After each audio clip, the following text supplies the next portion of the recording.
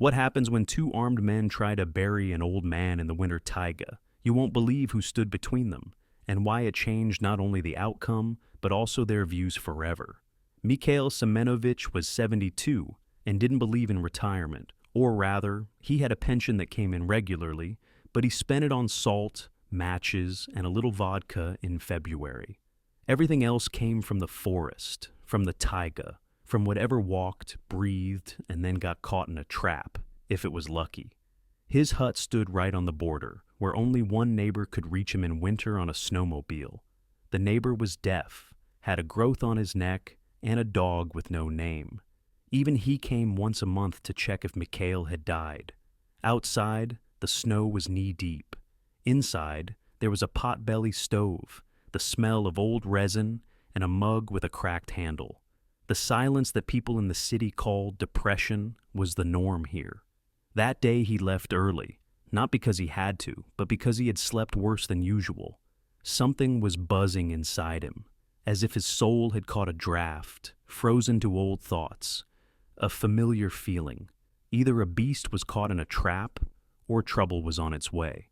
He pulled on his coat, adjusted the knife behind his back, and went out. The frost hit him immediately. His cheekbones felt tight, as if wrapped in bandages. His fingers were in gloves, but he could feel his bones clenching as if in pain. Everything was white around him, a sickening white. Weather like this was always bad. After 2 kilometers, he saw their tracks. At first he thought they were hunters. Then he realized they weren't. Their footsteps were erratic. One was limping, another was smoking and throwing away cigarette butts, and the third was dragging something heavy. These people weren't from around here. The forest didn't like them, and neither did he. He stopped, squinted, and crouched down. The snow told him there were 3 of them, traveling light, heading toward his hut. A dry branch cracked in the distance. His ear confirmed it. Mikhail drew in the air, gunpowder dust, cheap tobacco, nervous footsteps, restless. So, not guests. He didn't run. Old people rarely run, especially those who know how to wait. He took another path, through the aspen grove, around the back, to get a look from the side. 20 minutes later, he found himself on a slope, 100 meters from his own hut. He saw them, 3 of them. They burst inside. One was wearing a jacket with a stain on the sleeve, another had a shovel, and the third, the darkest one, sat down right on the threshold and lit a cigarette. They behaved as if they were at home. He didn't try to be a hero, but he came out of the shadows too loudly. He stepped on a knot. Click. "Hey!" one of them shouted. A shot rang out, then another. The snow nearby exploded like sugar in a frying pan. He felt no pain. He felt anger, and the way the earth flew into his face. And then, darkness. He woke up on hard snow. His head was buzzing. The back of his head ached like after cheap moonshine. His hands were tied with old nylon cord.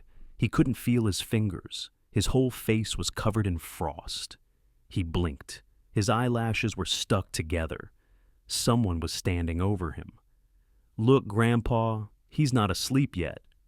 The voice was hoarse, young, funny, as if he had tied up a cow instead of a man.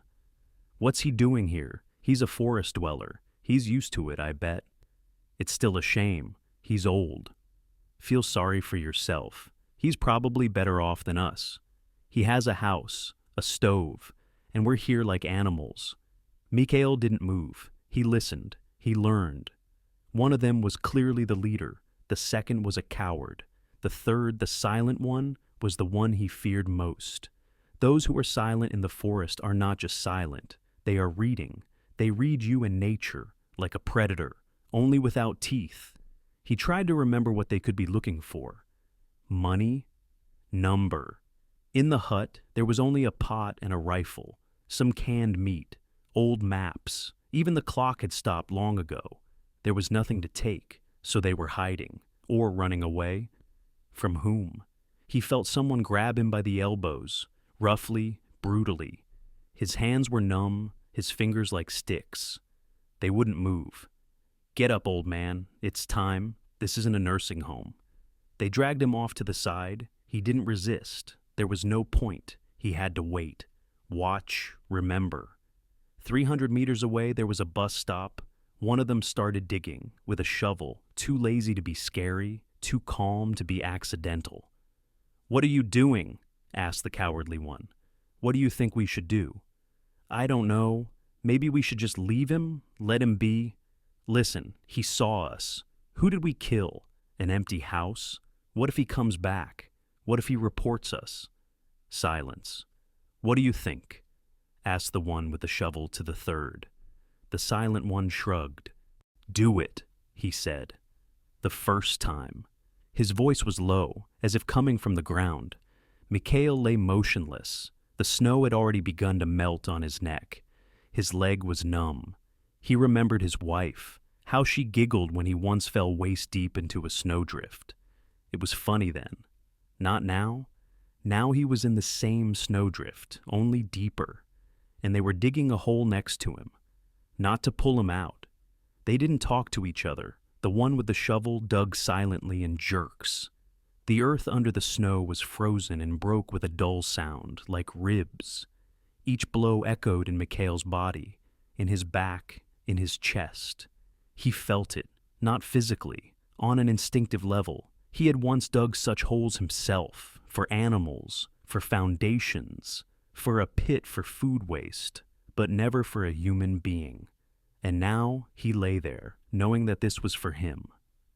"Maybe the old man really won't say anything," muttered the coward. His voice trembled like a schoolboy standing in front of the blackboard.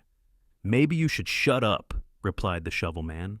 "We have to do it anyway. It's too late for regrets." Mikhail listened and thought. If he wasn't afraid, he could count. He saw one of them go behind a tree to take a piss.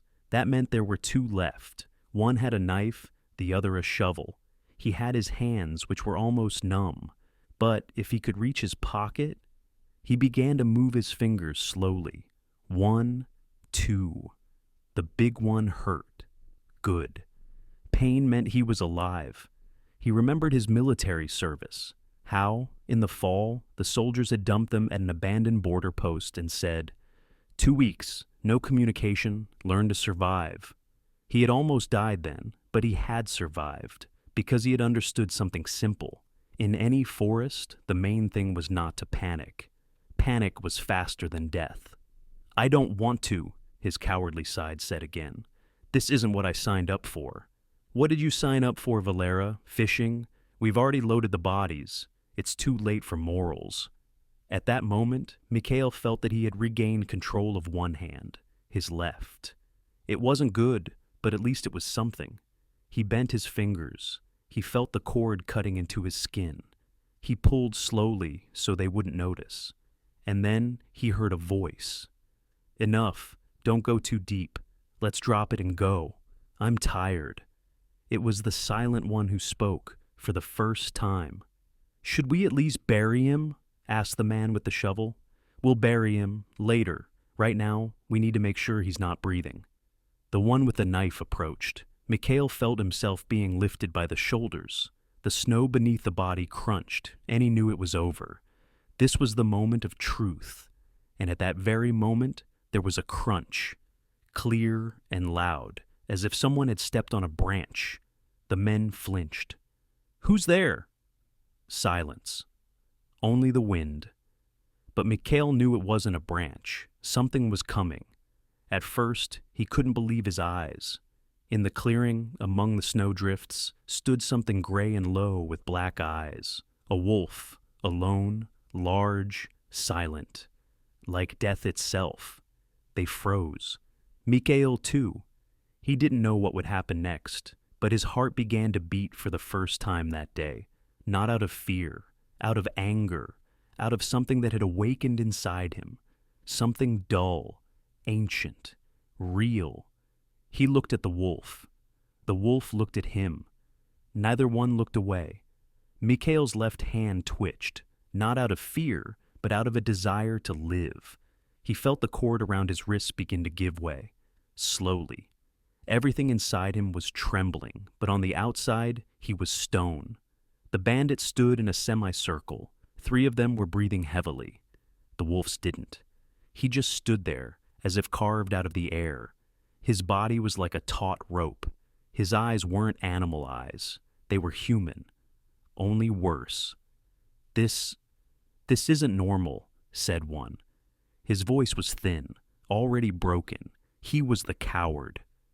Don't move, hissed the silent one. Just watch. What? It's going to jump. It's a predator. No, said the one with the knife. It's something else. Mikhail wanted to snort, but he didn't, because he realized they were more afraid than he was. He slowly raised himself up on his elbows. The wolf glanced at him, once, as if to say, not yet. Then the beast took a step, slowly, across the snowdrift, silently, straight at them. Valera, said the leader, you first. What? You've got the gun. Go to hell, yelled Valera and fired. The bullet flew into the air. The wolf didn't even flinch. Did I hit it? Valera backed away. You hit the fact that we're now dead, someone whispered. Meanwhile, Mikhail pulled out his left hand. His fingers were cut, but he remained silent. He shifted his gaze to the rope, with his teeth, slowly, without a sound. The taste was disgusting. Dust, blood, snow. But it cut. Every millimeter was like a last hope. The wolf came closer, 5 meters, then 4. He didn't growl. He didn't rush. He wasn't looking at them. He was looking at Mikhail, and then the old man understood.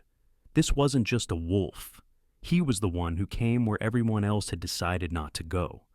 Valera was the first to run, the same one who said, maybe we shouldn't.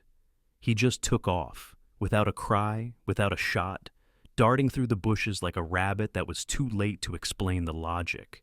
The wolf didn't even move. The second man, the shovel man, froze. His eyes showed confusion, then fear, then anger. He raised the barrel. He took aim. Mikhail held his breath, but there was no shot.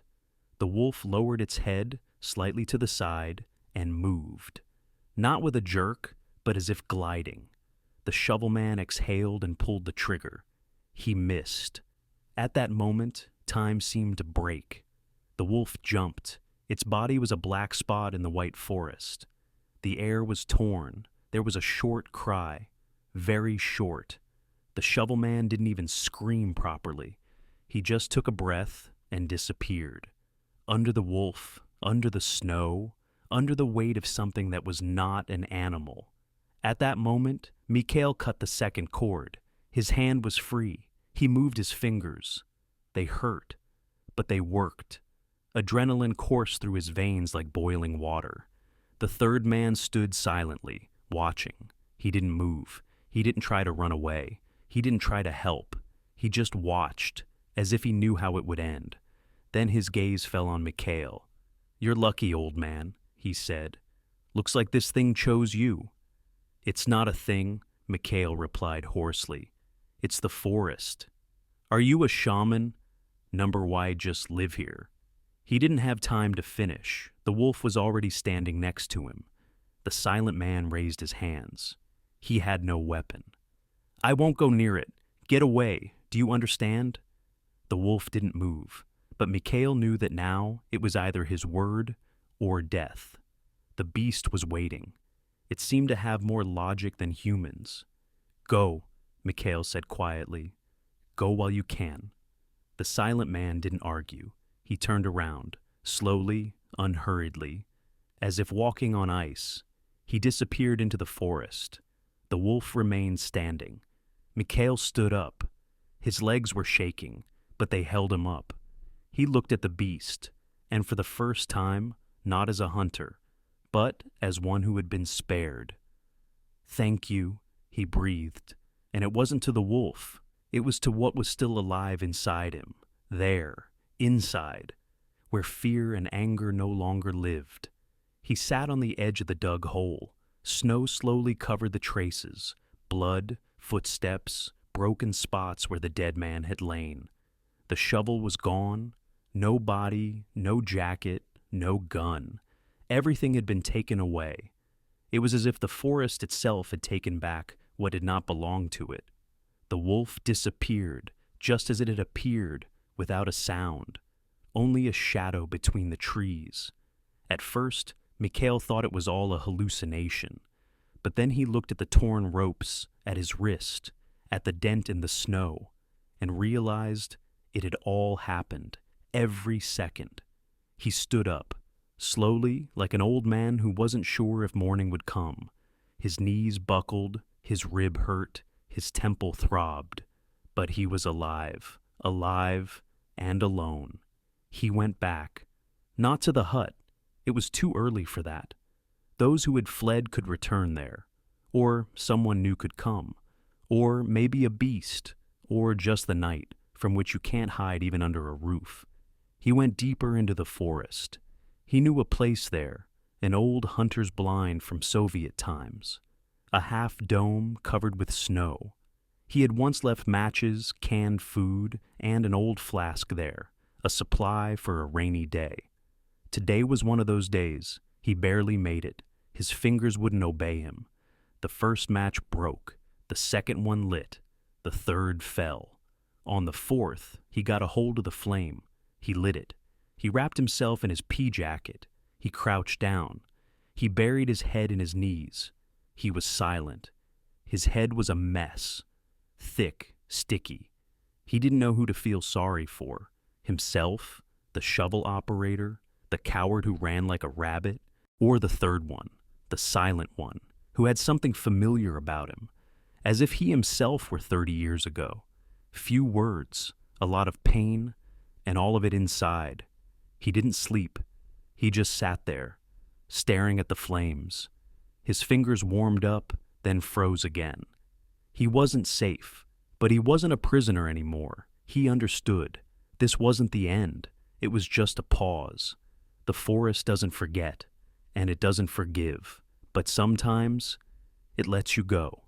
Morning came not with the sun, but with the crunch of ice underfoot. He heard footsteps, muffled, heavy, strange, but without haste. That meant they weren't animals. That meant they were people. Mikhail didn't get up. He remained crouched by the dying fire, clutching a rusty knife in his fist. 1, 2, 3, footsteps, voices, faces, 2 new ones, 1 familiar, the silent one. He walked behind. He stared at the ground. The new ones had nice jackets, shotguns, expensive boots. They didn't look like bandits, but they didn't look like hunters either. "There you are," said one, young, sharp. "I thought you were dead." He smirked, but only his lips moved. His eyes were glass. Mikhail remained silent. The flames crackled. He didn't move. "You made a lot of noise, old man." The second one sat down. His face was thin, like a gnawed skull. "No bodies, only blood. 1 is missing, 1 ran away, 1 is here with us." "Did you bring him?" Mikhail asked, looking at the silent man. He nodded once, without a word. "He says you're not to blame, that it was a wolf. Or maybe not a wolf." The thin man leaned closer. "But you know, old man, we don't believe in fairy tales." He took out his phone and showed them a photo. A boy, 9 years old, freckles, a hat with a pom-pom. His eyes were blue as ice. "Do you know who this is?" Mikhail sighed. "I know, it's my grandson. He disappeared, yesterday, at 8 o'clock, 30 kilometers from here. You're here alone, a caretaker, a former gamekeeper." He clicked on another photo, a house, the very same one. Mikhail's hut, taken from a drone, square windows, snow, and the door was ajar. "We went there, there's blood, but it's not yours, and it's not a wolf's." Mikhail slowly lowered his head. There were no words, only the feeling of ice being thrust into his chest. "So, Grandpa," the young man said quietly, "either you tell us what happened there," he snapped his fingers, "or you come with us, to the station." Mikhail didn't answer. He just stood up, slowly, without fuss. The fire was almost out. The flames were like him, almost gone, but not quite. He straightened up and looked the young man straight in the eye. "You don't understand," he said. His voice trembled, but not from fear, from anger, from helplessness. "It's not that simple. Here, people don't disappear because someone kidnaps them." "Then why, old man?" the young man snapped. "Wolves, ghosts, or maybe you did it." He took a step closer. "Where's the boy?" Mikhail didn't answer. He looked at the silent man. "You know," he said quietly, "you saw it. Back then, in '80. He looked away. "You didn't say anything then either," Mikhail added, "when the forest took your brother. And you blame me too." The young man pulled out a gun. "Enough. Either you talk now, or I'll—" "Shoot," Mikhail said calmly. "You won't believe me anyway." "Where's the child?" Mikhail took a step, then another. Slowly, pointing the gun at him. His breath came out like steam from a pipe. His hand was shaking. His face was gray. "I didn't touch him. He came on his own, alone. He walked a long way. At night, he was freezing. I let him sleep. I gave him food. He was alive. In the morning, he was gone." "Gone?" The thin man snorted. "He left." "Right into the snowdrifts?" "I don't know." Silence. The young man suddenly froze. He looked at Mikhail, but no longer with anger. It was as if he was looking through him. Something inside him had broken. "My brother is missing," he said quietly. 15 years ago. Also in the forest, also at night. We were walking home. He saw some tracks. He went to look. And he didn't come back. We searched. For a week, then more. He lowered his gun. They found him a year later, just bones. And next to him was another skull. A child's, but not his. Smaller. Unknown. Mikhail didn't move. He knew. He knew too well. He knew where they found them, and who they would never find. "This forest is strange," Mikhail said. "It's not just trees. It remembers." He walked past all three of them, step by step, as if toward a cliff. He pointed east, toward the windbreak. There was a camp there in '60, small, 4 children, 1 adult. No one came for them. They just disappeared, overnight. Then we came, young guys with guns and silence. Only bones were found a month later, and only 3. The rest were gone. No clothes, no teeth. The thin man lowered his eyes. Silently, he slowly sat down on a fallen tree. His face darkened. "I thought it was a bear, or a mistake, or cowardice. But once." Mikhail fell silent, his throat dry, and he swallowed. "In '90. I was walking along the swamp, alone, at night, and I saw it. It was standing on 2 legs, tall, faceless, skinless, just a shadow with no sound inside." He fell silent. "I didn't believe myself then, but then it came back." "You're crazy," whispered the young man. He didn't look at anyone, only toward the trees. "Maybe. But you know yourself that not everything that's hard to explain is a figment of your imagination." Silence enveloped the 3 of them. Even the fire didn't crackle, only the wind, and a barely audible growl. No, it was just his imagination. Probably. "I think the boy is still alive," said Mikhail. "If you want to find him, don't make any noise. Don't be angry. We need to wait and listen. He'll come out himself, if they let him go." "If who?" asked the young man. Mikhail just looked him in the eyes and said nothing. They were silent for a long time, then they left silently. He was alone again. The forest fell silent. The snow crunched underfoot. The shadow of a fir tree fell directly on his legs. He sat as if on trial, an old man who'd seen too much. And yet, he was still alive. Night fell again, not as a time of day, but as a sentence. The old man sat in the hut, fully clothed, with his rifle on his knees.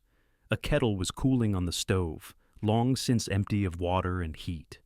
Outside the window, either the wind was blowing or someone was walking on the snow, leaving a trail of crunching sounds. He didn't know how much time had passed. The minutes stretched out. His fingers were numb. Inside, there was a rumbling, fear, a strange, viscous, childish fear that he hadn't felt in 40 years. Not since a knock. One, quiet, then a second. He slowly got up. He approached the door. Without opening it, he put his ear to it. Nothing. Then a rustle. By the wall. He walked around the perimeter with a flashlight. The light shone into the bushes, into the trees, and suddenly, eyes, at human height, wide apart, staring silently. Not an animal, not a human. Mikhail recoiled. He dropped the flashlight. A light thud on the snow. He pressed the rifle to his chest. "Go away," he whispered. No one answered. The eyes disappeared, but the feeling remained. As if someone hadn't left, but had only become a shadow. He went back into the house, locked the door. His hands were shaking. His fingers slipped off the metal. He understood. It was nearby. It didn't matter what it was. What mattered was why. He sat down by the window. He stared into the darkness. And then there was a knock. Right under the window. A child's voice. "Grandpa?" Mikhail didn't move. His heart was pounding as if someone was fighting with all their might inside him. "Grandpa, open up." "I'm cold," the voice said again, quiet, clear, like a child from his memory. But something about it got on his nerves, too even, no breathing, no pauses, as if mechanical. He took a step toward the door, then another. He stopped. "What's your name?" he asked hoarsely. I don't remember." The child's voice faltered for a second. "But you called me. You said stay. I stayed, but you left." Mikhail froze. He didn't know what was scarier, to open the door and see, or not to open it and not see. He moved closer, pressing himself against the door frame. The shadow behind the curtain was small, hunched over, motionless. "Where were you?" he asked quietly. "Downstairs," replied the voice. "It's dark there, but it's not scary there. It's quiet. They said, you'll be back soon." He closed his eyes, his head spun. Faces floated before his eyes. The missing. Everyone he had once searched for, or buried. He remembered how they dug a hole last year. How one man said silently, "Sometimes it's better not to know who we're letting go into the forest." Mikhail touched the latch. His hands felt like they belonged to someone else. The door shook. "Grandpa, please." The voice grew a little louder. "I'm in pain. I want to go home." He closed his eyes. He opened them. With a jerk, empty, a snowdrift, and no trace. But he knew someone had been there. He had heard them. He had felt them. The smell of iron, like the shadow from the canopy over the door, was moving on its own. He slammed the door so hard that the old latch cracked. Dust from the beams fell to the floor like fine snow. Everything inside vibrated. It was as if the house was living its own life, or dying of old age along with him. He sat down, closed his eyes. His pulse was beating so hard in his temples that it felt like his head was about to explode. The rifle was on his knees. His hands were covered in blood. He had scraped his fingers on the latch. He didn't even feel it. "You're old," he whispered to himself. "You're just an old man." All this? He didn't finish. A creak. The floorboards behind the wall, where the shed was. He stood up. He took the lantern. There were only buckets, a net, and an axe. But the shed door was open. He knew he had closed it. It was dark in there. The lantern flickered. The old batteries trembled under the strain. He went in. And then, nearby, to his left, he heard breathing. Shallow, hoarse. He turned around. The lantern cast a single sharp beam, and in it, eyes. Not human, not animal. A glow without light. A yellow reflection of swamp water. He lunged backward, stumbled. He fell. The flashlight flew into a snowdrift. He crawled forward. The rifle was in front of him. From the darkness came a rustling sound, footsteps, pounding, but not towards him, past him, deeper into the forest. A second of silence, then a howl, long, low, as if coming from the ground itself. He froze. It wasn't a human, nor was it an animal, but someone was nearby. And someone answered. From deep in the forest, far away, another howl sounded, another one, hoarse, long. And then everything fell silent, completely. No wind, no birds, no breathing, only him, alone, in the snow, and somewhere, in the darkness.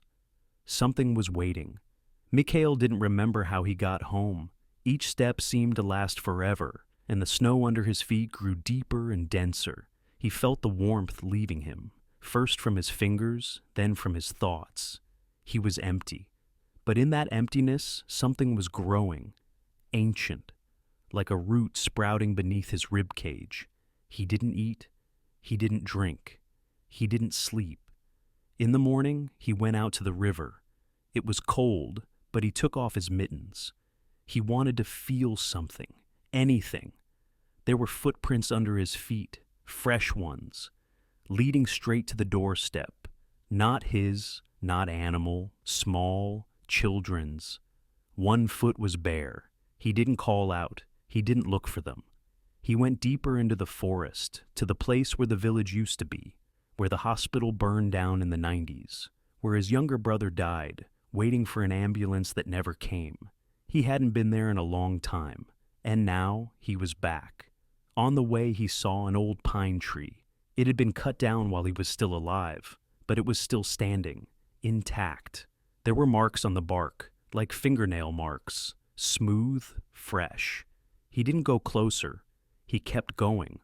There wasn't a single building in the wilderness, but he could sense that someone was there, and not just one person. He sat down, right in the snow. And then there was a crack. At first, it was far away, then closer, and they came out.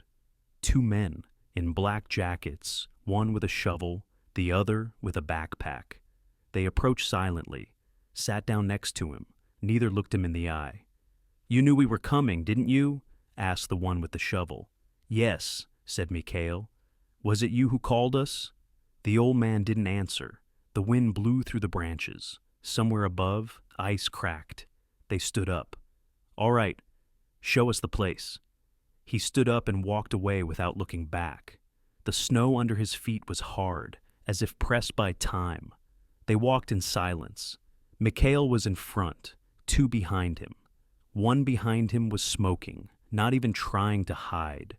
Smoke trailed behind him like a ghost's tail. In his other hand, he held a plastic canister, empty, judging by the sound. They walked for 20 minutes, maybe an hour. The forest grew denser, darker. The air was thicker. The trees seemed to be moving closer, like walls that press in when you don't look. Mikhail stopped at an old rock. He had known it since childhood. There was a mark on it, a dent, like from a knee. His brother had fallen once and cried. Now this rock was like a mark. He turned around. "Here." The one with the backpack nodded. The second one threw a cigarette butt into the snow. "Dig," he said curtly. The shovel dug into the snow with a characteristic dull sound. It was as if they were not digging the ground, but filling it in. Mikhail watched. He didn't blink. When the hole was waist-deep, they stopped. The one with the backpack took out a thermos, took a sip, and put it down next to him. Then he took a narrow plastic bag out of his pocket. Inside was a photograph, black and white. Old. It was Mikhail, and a woman, and a boy. He didn't take it. He just nodded. "Do you remember everything?" asked the second man. "Everything," said Mikhail. "So, you did it yourself. No nonsense?" Mikhail nodded. He took off his hat. He put it next to the rock. He walked to the edge of the pit. He sat down on the edge. "Who sent you?" he asked. "You did. Or did you think you could live in the forest without paying?" Mikhail smiled. But I already paid everything a long time ago. You just forgot. But I didn't. They exchanged glances. What are you talking about? Mikhail looked at them, and behind them, a rustle, movement, light, like from paws. He slowly pointed there with his eyes. Look. They turned around, first one, then the second. Behind them, there was no one, only the forest. Dry, twisted trunks, white crumbs on the branches. Silence. Are you kidding me, old man? Muttered the one with the shovel, but there was a crack in his voice, uncertainty. Mikhail didn't move. He sat on the edge of the hole, his hands on his knees, calm, as if waiting for a bus. I told you forgot, he said quietly. And at that moment, behind a tree, 10 steps away, a silhouette appeared. Not a person, not a wolf, something in between, but without any mysticism. Just a beast that was too big, too confident, serious, as if it understood. Its muzzle was gray, its ears were up, its eyes were sharp, calm. But you wouldn't want to stand next to it. That's... One of them began, but didn't finish. The beast took a step forward, slowly, without fear. The man with the backpack took something out of his pocket, a canister or a knife. No one could tell. But he didn't have time. The beast growled, a hollow sound from its belly, so low that everything in their chests vibrated. Back! Yelled the second man. Back, you bastard! They backed away. One fell, grabbed a root. The second stumbled and pulled his companion. The shovel flew to the side. The backpack fell into the hole. Mikhail sat there, watching. The beast came closer. It stopped between them. It turned its head toward Mikhail and just stood there, waiting. The old man stood up, slowly. He approached the beast. He put his hand on its neck, software warm, smelling of pine and snow-covered fur. Go, he said, while you still can. The two did not argue. They shuffled back without looking back. One limped, the other clutched his side. All that remained was snow and a hole. Mikhail stood there. Next to him was a beast, not a wolf, not a dog, just someone who happened to be there at the right time. And then he sat down again, on the edge of the hole. Well, brother, he said, shall we go? And the silence in the forest grew warmer. If this story touched you, don't just walk away. Sometimes even one act, like that of this old man, can change everything. Write the word strength in the comments if you believe that inner strength is more important than weapons. And if you know the feeling of loneliness, just like it. Subscribe so you don't miss other true stories that leave a mark.